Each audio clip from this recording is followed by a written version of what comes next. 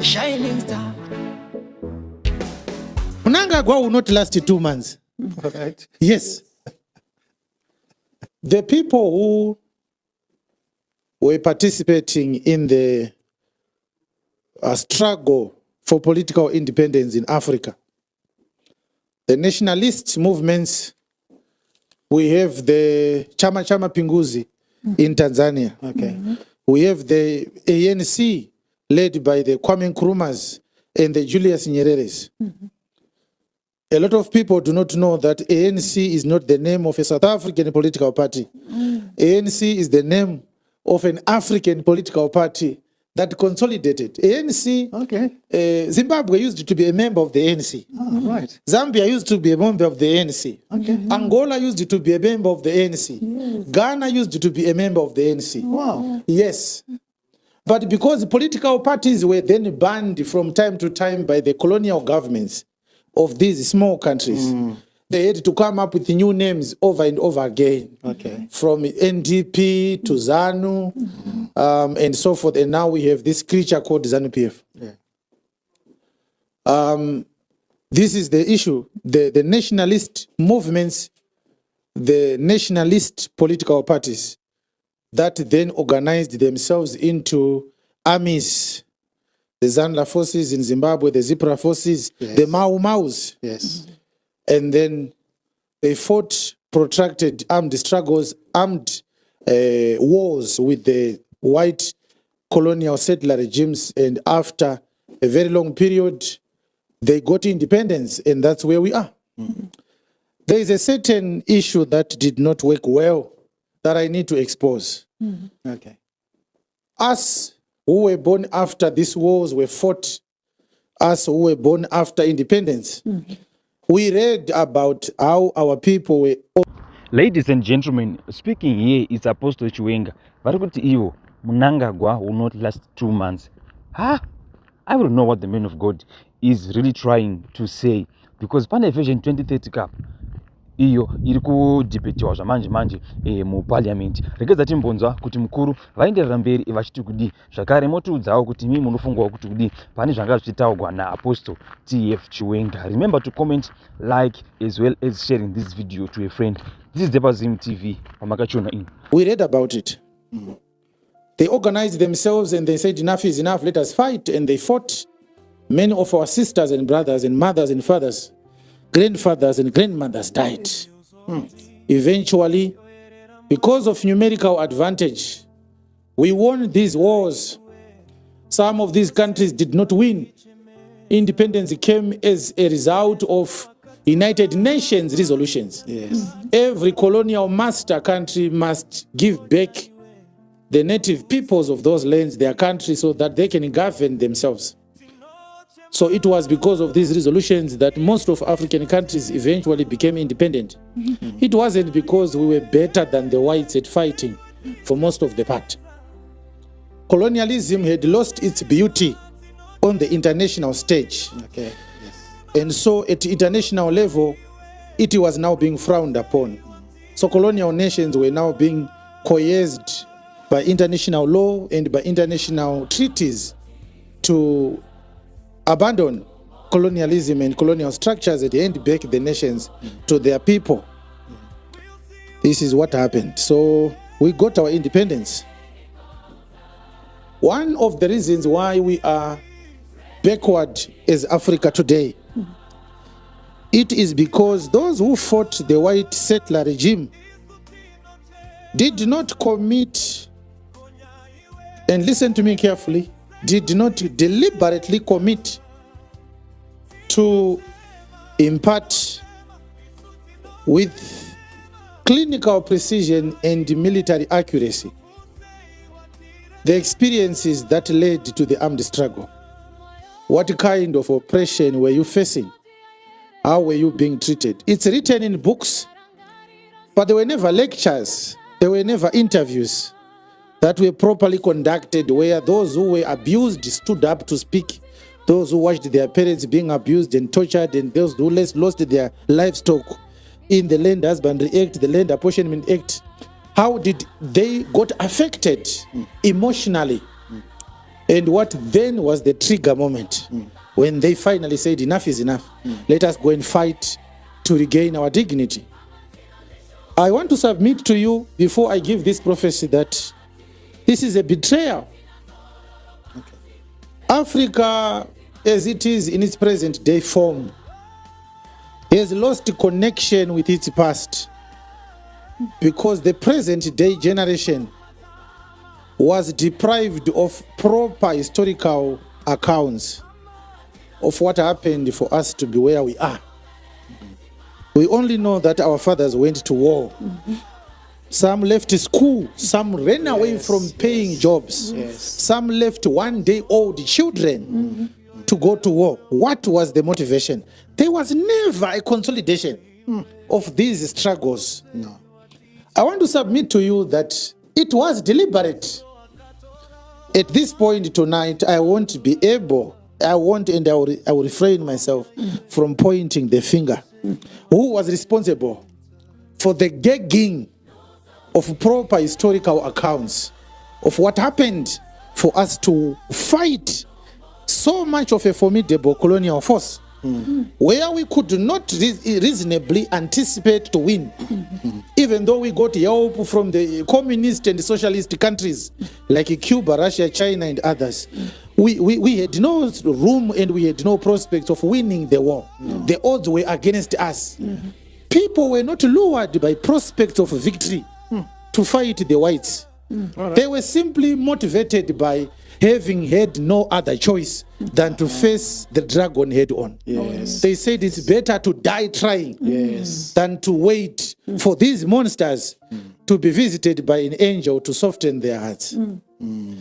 I want to submit to you that we have not had enough contact with the oppressive life or systems our forebears lived through, that then motivated them to take up arms and fight a repressive system.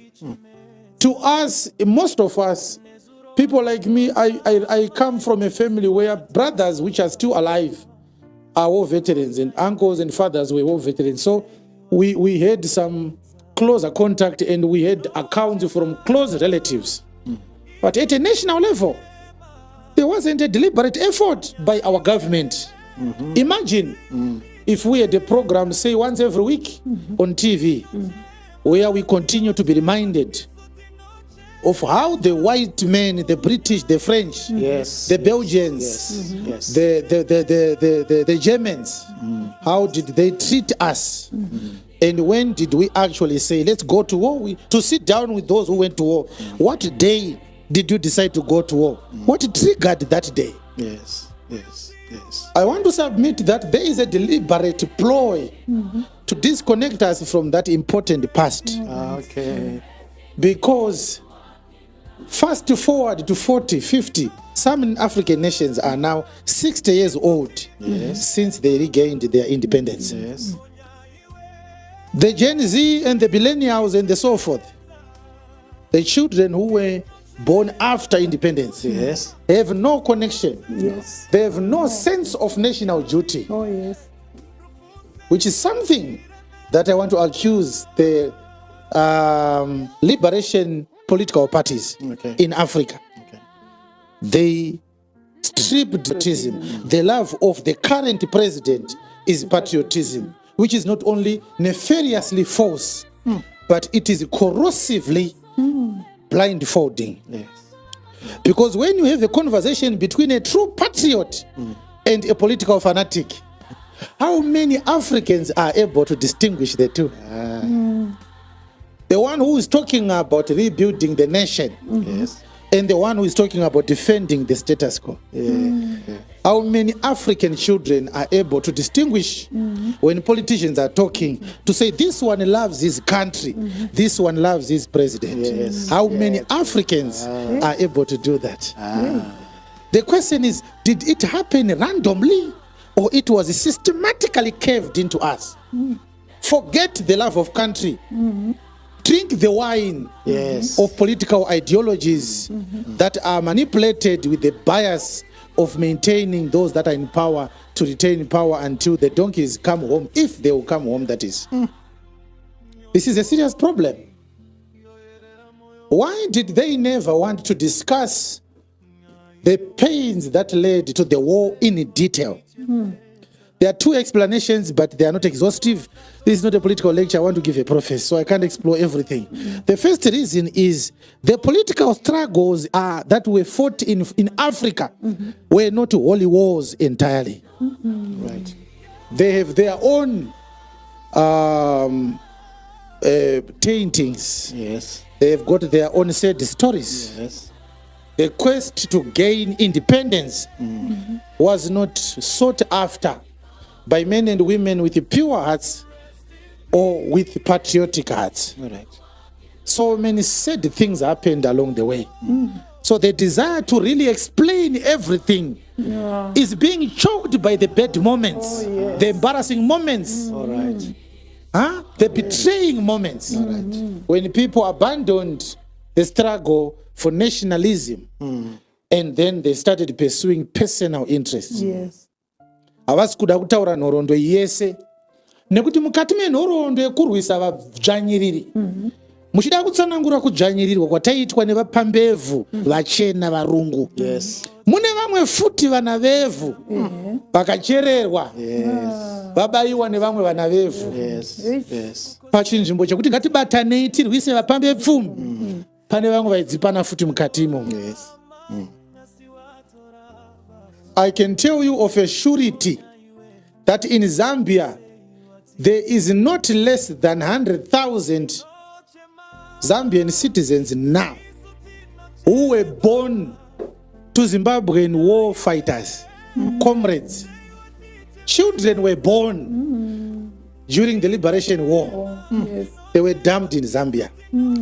Tine vana veZimbabwe vakazvarirwa muZambia asi vana baba vavo makomrades edu. Hey.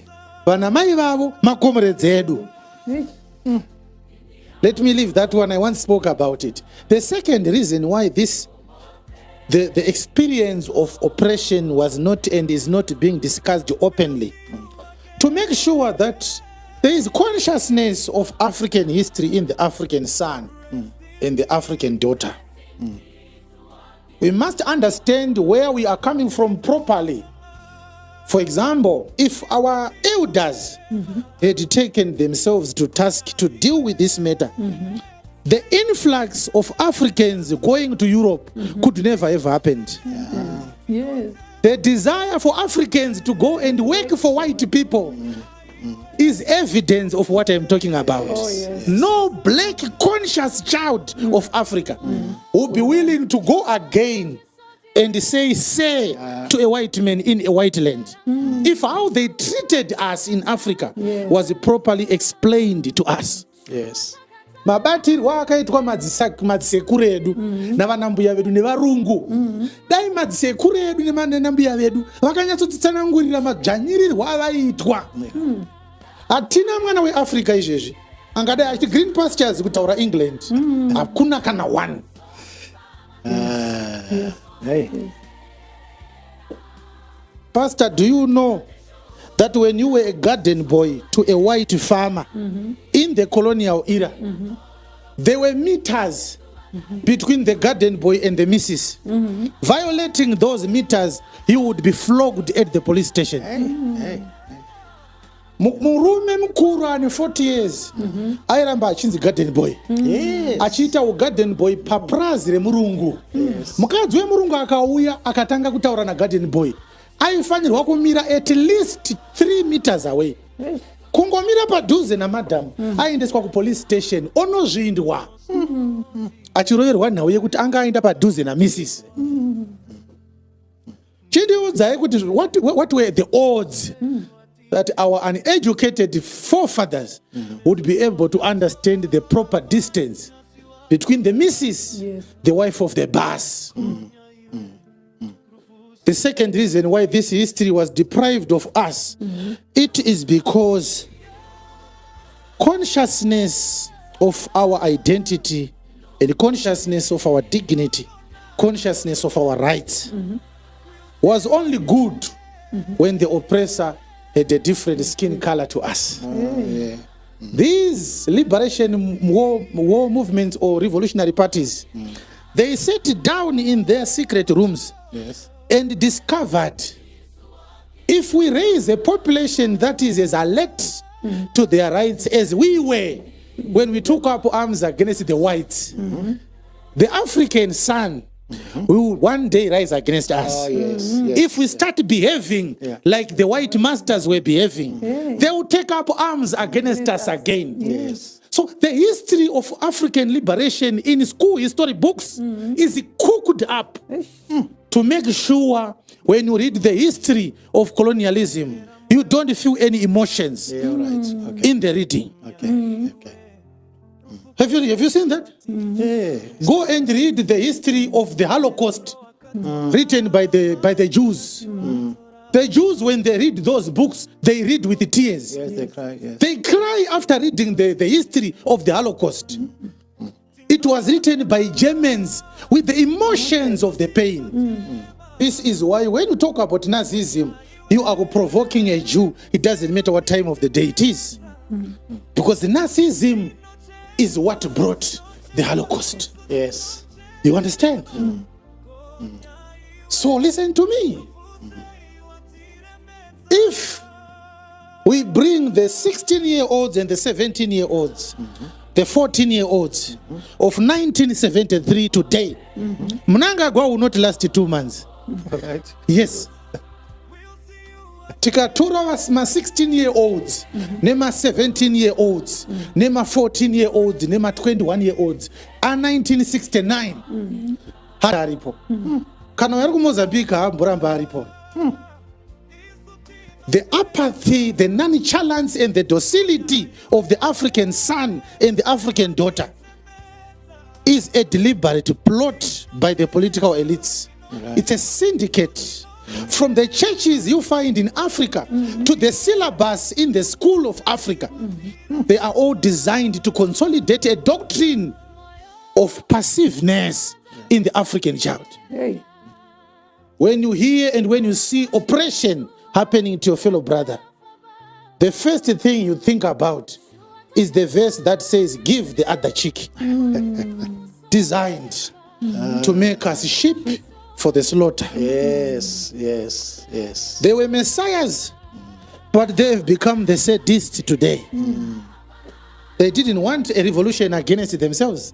So they said, we are going to preside over a state that is people with no ideological capacity to question the status quo.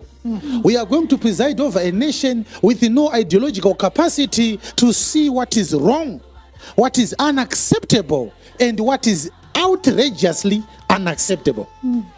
The African can see what is wrong, what is unacceptable, and what is outrageous. He puts up the same reaction into these three situations. Go to other places. Go to Iran. One woman murdered by the state. There will be no peace in Tehran. All the women stood up to protest against a tyrannical government because an Iranian woman was beheaded for not wearing the hijab. Women protested over the Ayatollah regime in Iran. Okay. Women, they protested alone.